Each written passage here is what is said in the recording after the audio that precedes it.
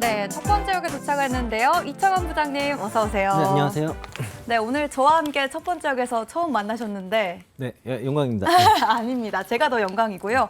오늘 첫 번째 역이 또 폐배터리라서 네. 우리 부장님이 나와서 또 이런 주제가 또 나온 것 같기도 합니다. 이 폐배터리 뉴스는 사실 이틀 전부터 나왔는데 네. 오늘 뭐 종목들이 좀 그렇죠. 급등락이 나와서 아마 네. 그 이슈가 되지 않았을까 싶습니다. 네, 맞아요. 바로 첫 번째 질문 좀 그건데요. 오늘 세비캠 이런 폐배터리 관련 종목들이 좀 주가 강세를 보여줬거든요. 시장에서 좀 2040년까지 이 시장이 263조 원으로 성장할 거란 전망이 나왔다고 해요. 일단 이런 전망이 나오게 된 배경이 먼저 궁금합니다.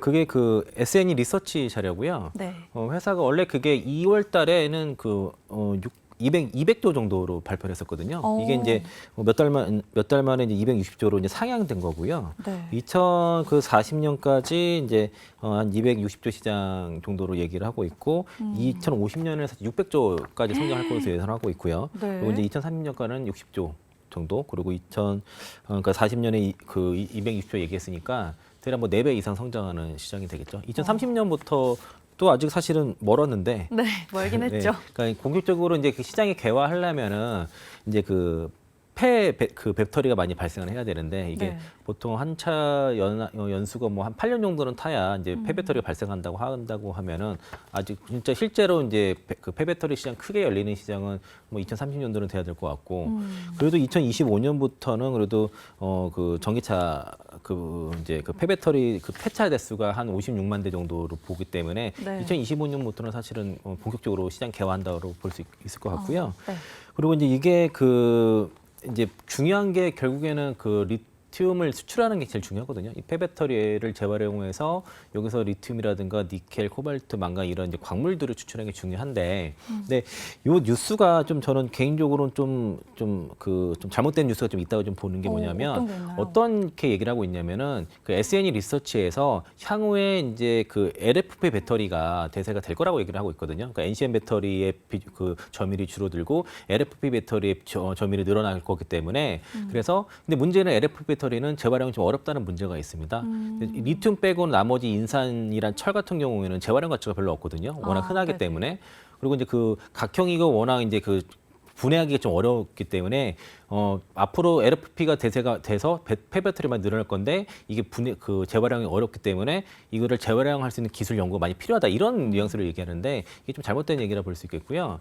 실제로 이제 그 시애틀 같은 경우는 그 배터리 이제 NCM을 주로 하는데 네. NCM과 LFP 배터리의 비중을 보면은 NCM이 작년에 매출 비중이 72%고요.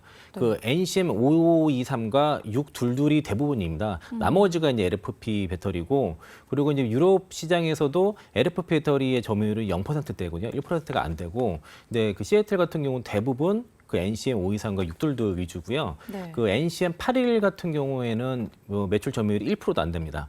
그게 이제 일부 벤치에 좀 탑재되는 그런 배터리인데 뭐 달리다가 불났다가 뭐 그런 그 배터리거든요. 네, 네. 그래서 사실은 이제 LFP 배터리가 성장한다는 얘기는 그 시애틀한테도 안 좋은 이슈거든요, 사실은. 매출 비중이 NCM이 그러니까요. 72%인데 네. LFP가 대세라고 하면은 시애틀한테 문제가 되는 이슈라서 이런 노이즈에 좀 속으시면 안 될 것 같고요. 그래서 LFP가 대세라서 거기에 대한 그 재활용 기술을 갖고 있고 이제 파일럿 공장을 이제 그 건설 중에 있는 뭐 성일하이텍이 좋다 이렇게 얘기를 하니까 네네. 이건 말이 안 된다고 저는 보는 거고요. 그래서 이제 세비캠이라든가 성일하이텍 같은 경우도 많은 2차전지 투자자들이 이제 이게 그 기관들이 많이 이제 물량을 갖고 있어서 뭐 전환사채라든가 이런 그런 오버행 물량을 갖고 있기 때문에 네. 그런 물량이 나올 거를 알기 때문에 오늘 윗골이 크게 달리고 이렇게 빠진 거라 보시면 되겠고요. 그러니까 실질적으로 이제 그 폐배터리 쪽은 그 자회사를 가지고 있는 그 에코프로라든가 그 포스코 홀딩스가 그냥 탑픽으로 보시면 되겠고요. 그러니까 폐배터리만 하게 되면은 아직 그 시장 아직 개화되지 그렇죠. 않았기 개화가 안 때문에 됐죠. 네. 그 문제가 있지만은 에코프로 CNG에 그 보유하고 있고 지분 47%고요. 포스코 홀딩스는 포스코 HY 클린메탈 지분을 65% 보유하고 있습니다. 네. 그러니까 이제 제가 방송에서 그 포스코 홀딩스 투자 포인트를 이제 9월 달부터 말씀드렸거든요. 그러니까 요 포스코 HY 클린메탈에서 네. 그 폐배터리 리사이클링이 시작돼서 첫 리튬이 생산이 되고요. 이게 연간 올해만 이제 매출 1,000억 정도 발생할 것으로 이제 시작이 될 거고, 그리고 그 이제 에코프로 CNG 같은 경우에는 작년에 매출이 1,000억이 넘었고요. 네. 그 전년도만 해도 매출이 없었습니다. 매출이 없다가 이제 1,000억원 발생하고 올해는 더 이상 더 발생하고 생기고, 네. 또 그 폐배터리 같은 경우는 LG 에너지 솔루션으로부터 이제 그 에코프로는 공급을 받고 있거든요. 그래서 이제 그 배터리도 안정적으로 공급받고 있는 상황이고, 그래서 그 폐배터리 섹터를 꾸준히 볼 거면 다른 거 볼 거 없고요. 그냥 우리 원래대로 하던 보던 대로 거. 그냥 에코프로 포스코홀딩스 보시면 될 것 같고, 네. 그리고 지금 포스코홀딩스가 최근에 저점 대비 그 한 30% 올라서 6거래 연속 올라오면서 그쵸. 오늘 조금 쉬었지만은 이게 시작이라고 보시면 좋을 것 같아요. 그래서 지금 포스코홀딩스 쪽에 좀 그 관심이 그러니까 2차 전지 비중이 이제 없거나 네네. 아니면 좀 새롭게 시작하실 분들은 지금은 약간 포스코홀딩스를 좀 관심 있게 보시고 계속 모아가시는 전략이 저는 괜찮다고 보고 있고요. 그리고 성일하이텍과 세비캠은 아직 상장 그 오행 이슈가 있기 때문에 지금 쳐다보시면 안 됩니다. 그러면 오히려 그냥 폐배터리 쪽만 하는 기업을 보기보다는 우리가 원래 하던 에코프로와 포스코홀딩스를 보자 이런 말씀이신 것 같고요. 사실 아까도 말씀을 하셨지만 이 폐배터리 시장이 아직 개화는 되지 않았다고 했잖아요. 그럼 본격 개화 시점은 좀 언제부터가 될까요? 네, 아까 말씀드린 것처럼 이제 본격적으로 시작되는 거는 사실 2030년대로 봐야 되는데 그래도 네. 2025년부터는 어쨌든 그 폐배터리가 이제 발생하거든요. 아까 말씀드린 것처럼 SNE 리서치 그냥 자료 그냥 활용하면은 네. 회사에서 2025년에는 56만 대, 그리고 이거 하이브리드까지 포함입니다. 이거는 그리고 2030년대에는 411만 대, 2035년도에는 1,784만 대, 2040년대에는 4,277만 대. 2월달 자료랑 지금 자료는 똑같습니다.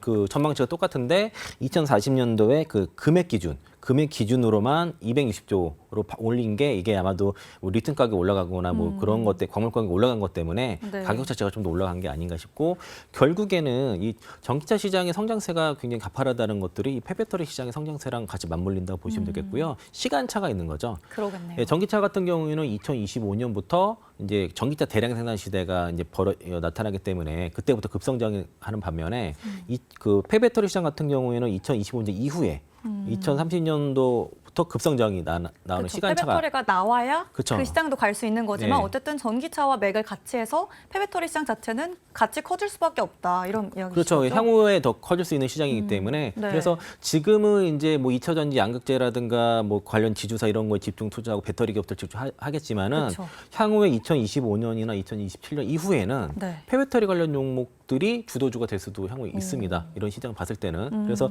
아직은 때가 좀 이르다라고 보고 있고요. 네. 지금은 이제 그 폐배터리뿐만 아니라 다양한 밸류 체인을 가지고 다양한 있는 수익 갖고 기업들. 있는 기업들, 핵심 기업들 위주로 보시는 게 맞고요. 네. 또 그 이 폐배터리를 활용하는 게 핵심이 결국에는 이제 그 리튬을 추출하고 거기에 그걸 활용해서 양극재를 만드는 고 그걸 또 그 배터리를 만드는 거, 이게 핵심이거든요. 특히 네네. 이제 양극재 같은 경우는 그 시작과 끝이 거의 리사이클이나 보시면 좋기 때문에 양극재를 하면서 리사이클을 같이 가지고 간 기업이 핵심 기업이라 보시면 되겠고요. 네.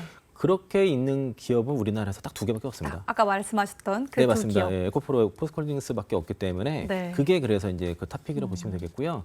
에코프로는 뭐 제가 많이 말씀드렸기 때문에 주가도 많이 올라간 상태이기 때문에 좀 말씀 뭐 사라고 조금 좀 말씀은 부담스럽긴 하죠. 100만 원이 저는 뭐 넘어서. 부담은 안 되는데 네네. 예, 보시는 입장에서는 부담이 될 수 있기 그쵸, 그럴 수도 때문에 있기 좀 때문에. 그렇고 포스코홀딩스 같은 경우에는 이제 9월부터 이제 리튬 생산과 10월 달에는 광산 리튬 그 준공까지 네. 그 시작이 되니까 아직 이제 거기에 따른 선취매가 왔고요.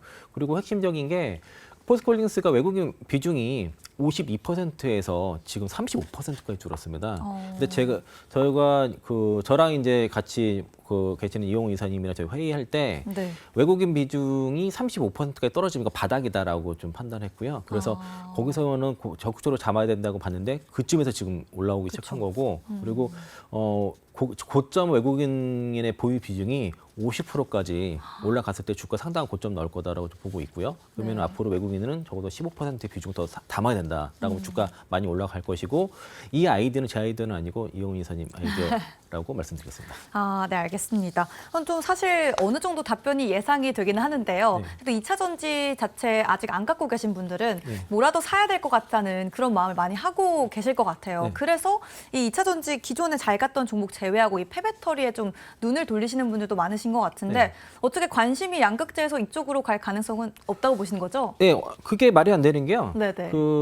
아까 말씀드린 대로 그 2차 전지 양극재가 탑이 아니고요. 네네. 그러니까 양극재를 가지고 있는 그러니까 리튬을 생산하는 기업이 그 양극재 지주사가 탑픽이거든요. 그러니까 에코프로 포스코홀딩스가 2차 전지 투자에서 가장 탑픽이고 네. 그 다음에 에코프로 BM, 뭐 코스모 신소재, 포스코 퓨처엠 여기가 그 다음 2순위라고 보시면 되기 때문에 애초에 탑픽은 에코프로가 네. 탑픽이니까 양극재가에서 폐배터를 옮긴 게 아니고요. 얘네가 폐배터를 하니까 얘가 원래 탑픽이었어요. 그리고 이거를 얘기하는 이유가 지금 양극재 종목들 좀 팔아가지고 성일하이텍이나 세비케미로 좀 관심을 옮기려고 하는 이런 의도가 있는 뉴스들이고 네네. 그래서 거기에 속지 않으시면 될 것 같습니다. 아, 알겠습니다. 얘기를 다 들어보니까 결국에는 폐배터리 사업도 하고 기존의 사업도 다 영위하고 있는 포스코홀딩스와 에코프로가 좀 이 섹터 내에서도 가장 매력이 있다라는 말씀이시죠? 그리고요, 이제 지금부터는 이제 그러니까 에코프로는 그냥 잘 가져가시면 될 것 같고요. 또 네. 포스코홀딩스를 좀 더